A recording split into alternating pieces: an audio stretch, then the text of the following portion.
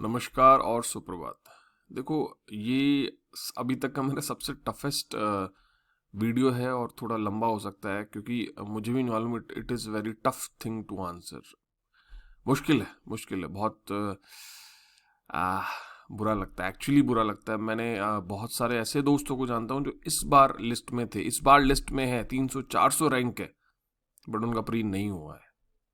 मेरे साथ इंटरव्यू देने वाले कुछ कैंडिडेट जिनको मैं जानता हूं, उनका भी प्री में सिलेक्शन नहीं हुआ है। It's a very tough thing. हो सकता है आप में से कुछ लोग उम्र के उस टिपिकल पड़ाव में हो जहां नौकरी, शादी, ये दोनों, आपका कैरियर और जो पर्सनल लाइफ है उसके डायमेंशंस भी बनना शुरू हो रहे हो सकता है कुछ लोग बिल्कुल यंग हो, 23-24 साल, 22 साल तक के भी हो सकते हैं। तो it's a very tough thing, actually tough. तो कोशिश करना, मैं कोशिश करूँगा कि हम समझें एक दूसरे की बात को और बेस्ट निकालें कि आपका बेस्ट कोर्स ऑफ एक्शन क्या हो सकता है इस टाइम। सबसे पहले मैं बात करूँगा कि देखो, RAS किसी के लिए जॉब हो सकता है, मेरे लिए सर्विस था। मैं सेवा करने जा रहा था, जॉब करने नहीं जा रहा था। तो जिसके लिए जॉब है, दोनों की बात करूँगा मैं, जिसके लिए जॉब है वो अभी और सारी वैकेंसीज निकली हो, उन पे फोकस करे, उनकी पढ़ाई शुरू करे। क्योंकि RS है, it takes time, it's a process, it takes time, lengthy process है। ठीक है, इस बार नहीं, अगली बार। जो यंग एज में है, मैं 30 वालों की बात नहीं कर रहा, जो 27 से ऊपर वाली है, जिनके लिए जॉब है, उनकी बात कर रहा हूँ कि वो अब तुरंत किसी और जॉब पे फोकस, अपना जो भी शायद वीडियो का भी एग्जाम आने वाला है तो वो भी आई होप फिल किया ही होगा। कुछ उनमें से आप लोग SI के साथ भी भर्ती का जो एग्ज़ाम था उसका भी रिजल्ट आने के एक्सपेक्टेशंस हैं, एक्चुअली टाइमली आने की बात है। तो वो भी प्रोसेस चल रहा है, तो आप अपनी फिजिकल फिटनेस पे भी बहुत ज़्यादा ध्यान दीजिए। और उसके अलावा और भी जो भी वैकेंसीज निकलती है उस पर ध्यान दीजिए। तो जॉब है, yes definitely, I understand, you must seek for a job. RS तो जॉब के साथ भी करने हैं, लोग करने वाले करते भी हैं। ठीक है, अगर जॉब चाहिए तो अब बात आती सर्विस की। मैं एक सर्विस मानता हूँ इसको, सेवा थी मेरे लिए, तो मुझे सेवा करनी थी, तो मैंने इसी का चयन किया कि भाई मुझे इसके अलावा कुछ नहीं ही करना। और शायद वही, यही एक अंदर से जुनून था कि मैं शायद ठीक ठाक रैंक आ गई, ये जुनून था। मैं बीच में किसी भी चीज़ या किसी भी और, मैंने कोई एग्ज़ाम वीडियो, ये सब जो भी चीज़ें थी मैंने नहीं भरी, क्योंकि मुझे नहीं ही जाना था। The point was, I was very clear कि नहीं, वहाँ तो नहीं ही जाना है। क्योंकि मैं जो करना चाहता हूँ, मुझे जो सर्विस करनी है, मुझे यहीं से इसी तरीके से ये सर्विस करनी है। ठीक है, तो जो सेवा वाले हैं वो, उनके लिए मैं यही कहूँगा कि यार अभी भी आप लगे रहो। कमियां हैं जो हैं, ठीक है, इस बार कुछ चेंजेस आए हैं, कट ऑफ में चेंजेस आए हैं, तो अब वो पॉलिसी इस बार आई है, उस बार पॉलिसी से इम्पैक्ट पड़ा है, तो वो पॉलिसी हमें समझनी होगी, देखनी होगी। ठीक है, और वो पॉलिसी है, उसमें हम ये करें कि नहीं, ये नहीं हो सकता, वो नहीं हो सकता। अगर आपको लगता है कि एक दो क्वेश्चन है जो डाइसी हैं, डाउट है, तो आप या तो RPSC या फिर हाई कोर्ट का दरवाजा खटखटा सकते हैं। बिल्कुल, इस पर मैं पूरी तरीके से सहमत हूँ, क्योंकि मैं फंडामेंटल राइट्स का बहुत बड़ा समर्थक हूँ। लोकतंत्र, डेमोक्रेसी में आपके अधिकारों का पूरी तरीके से सुरक्षा होनी ही चाहिए। अगर आपको लगता है, जो बच्चे, कम से कम 8-10 बच्चों को जानता हूँ जिनको 84.29, 84.34 ऐसे ऐसे मार्क्स पे अटके हुए, 83.78 ऐसा कुछ मार्किंग, तो उनको ज़रूर से, उनका अगर एक दो क्वेश्चन कम ज़्यादा हो रहे हैं तो उनको ज़रूर से ये जनरल कट ऑफ है, मेल फीमेल कट ऑफ जो अलग अलग, उन सब की बता रहा हूँ। उन सब के मैं ऐसे बहुत सारे लोगों को जानता हूँ जो बिल्कुल वर्ज पे हैं। You must try once. आप एक बार तो दाव दे दो ना, क्या फ़र्क पड़ता है। बहुत मुश्किल से अवसर मिलता है, देखो ये मैं बता दूंगा आपको, नहीं तो नहीं मिलता है। पता है ना अभी सबको, मैंने अभी एग्जाम्पल दे दिया, जो लिस्ट में थे इस बार, मतलब जिन्हें स्टेट सर्विस मिल रही है, उन तक का प्री नहीं हुआ है। तो इसलिए ये ट्राई कर लो। ठीक है, अब दूसरी चीज है कि जो उम्र के आखिरी पड़ाव की तरफ है, 30 साल का एज है, 31 साल का एज है। देखो, अगर आप UPSC दे रहे हैं साथ में, ठीक है, क्योंकि आपके पास कुछ काम करने के लिए कंसंट्रेशन है, क्या यू हैव सम टारगेट। हम जब लाइफ के ऐसे टिपिकल पड़ाव में होते हैं ना, तो हमारे पास जब टारगेट नहीं होते तो बहुत बेचैनी होती है, स्ट्रेस आता है। ये बहुत ट्रुथ है, I understand this very well, कि क्या करें, कहाँ जाए। ये जिंदगी का वो मोड़ है जब हमें समझ में नहीं आता कि कौन सा रास्ता चयन किया जाए। तो उस रास्ते के लिए 2-3 चीजें हैं। सबसे पहली चीज है धैर्य। कहते हैं ना धीरज रखो, हर माता पिता यही कहता है बच्चे से कि धीरज रखो बेटा, हो जाएगा, ठीक है। तो मैं भी यही कहता हूँ, और इस धीरज और धैर्य ने ही मुझे शायद यहाँ तक पहुँचाया। जब 16 में नहीं हुआ तो मेरे को भी ऐसा लगा कि क्या किया जाएगा। आज उम्र के मैं भी उस पड़ाव को, लकीली मैं उम्र के जिस पड़ाव पे उस समय मैं सेटल हो गया हूँ, तो ऐसा मत सोचिएगा कि मैं नहीं समझता। मैं समझता हूँ कि अगर नहीं होता तो मेरे सामने कितने टिपिकल प्रश्न होते। तो मैं इस चीज़ को एम्पथाइज करके आपसे बात कर रहा हूँ। तो पॉइंट इज, आप चाहें तो कुछ समय के लिए अपना अलग अलग टाइप की जो जॉब्स होती हैं वो कर सकते हैं, चाहे कंटेंट राइटिंग, इंस्टीट्यूट्स में बहुत ज़्यादा अपॉर्चुनिटीज़ होती हैं, एक्चुअली होती हैं, ठीक है। कहीं टीचिंग कर सकते हैं, कहीं कॉपी चेक के भी आजकल ऑप्शंस खूब सारे अवेलेबल हैं, या आप और भी कुछ कर सकते हैं, बहुत सारे ऑप्शंस हैं। और अगर आपको सर्विस ही करनी है, वही वापस से जॉब और सर्विस का डिफरेंस है, सर्विस ही करनी है तो आप लगे रहो, लेकिन ये आखिरी दाव होना चाहिए। अब आर्या पार की बात होनी चाहिए। अब ऐसा नहीं कि हाँ करते नहीं, क्योंकि आपको भी पता है कि आरपीएससी इस बार ठीक है, स्पीड चल रही है, लेकिन कब क्या हो किसी को कुछ नहीं पता है, कितना समय लगता है।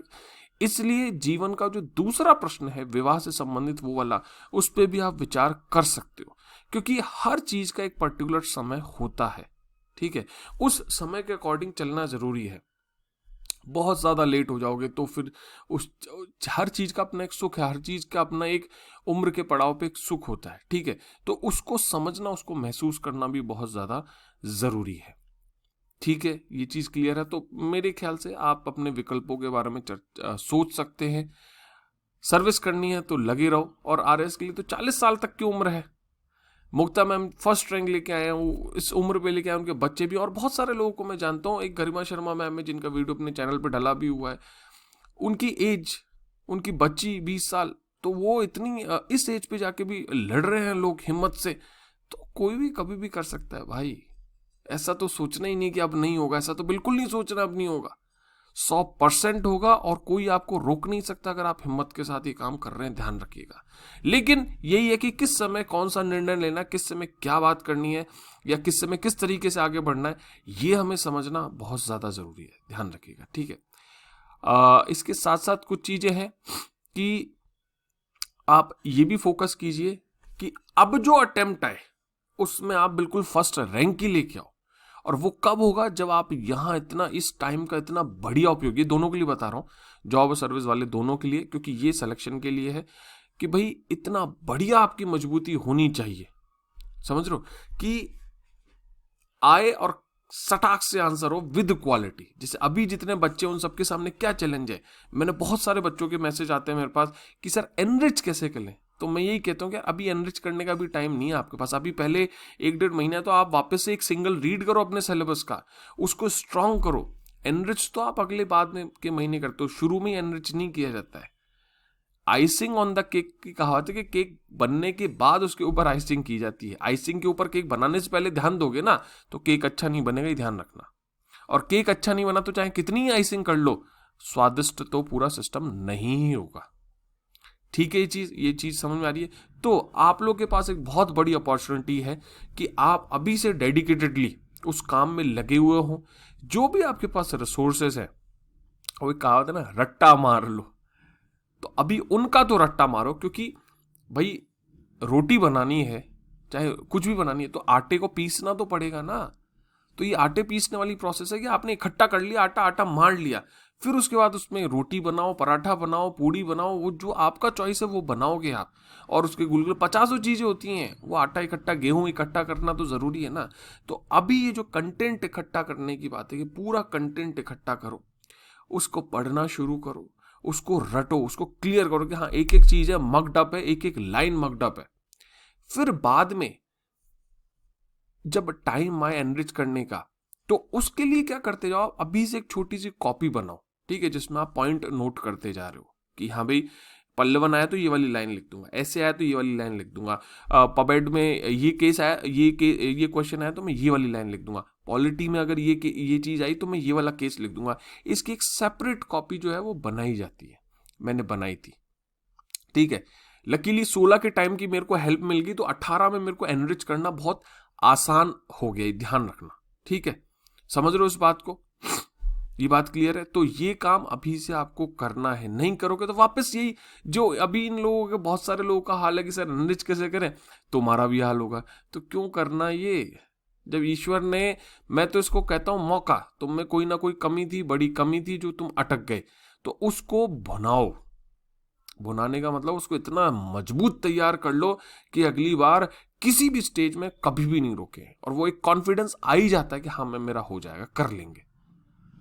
बिल्कुल ये कॉन्फिडेंस था कि मैं RS तो जहां तक है बन जाऊंगा, ठीक है। हाँ ये नहीं था कि रैंक इतनी अच्छी आएगी, लेकिन ये था कि हाँ लास्ट लूस्ट करके RS तो बन जाऊंगा। अंडर 50 तो आने की एक्सपेक्टेशन थी कि हाँ टॉप 50 में तो मैं आ जाऊंगा कम से कम, ठीक है।